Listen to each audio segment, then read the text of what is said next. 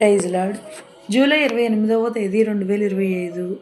ఈరోజు దేవుని వాగ్దానం, ప్రేమ దీర్ఘకాలము సహించును, దయ చూపించును.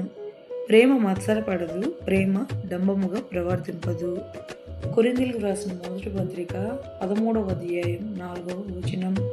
ఈ లోకపు ప్రేమ అశాశ్వతమైనది.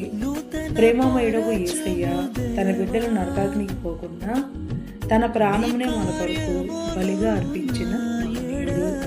ఆ ప్రేమ ముందు ఈ లోకపు మనుషుల ప్రేమ వ్యర్థము. యేసయ్య బిడ్డలమైన మనము ఆత్మీయ సహోదర ప్రేమను కలిగిన వారమే.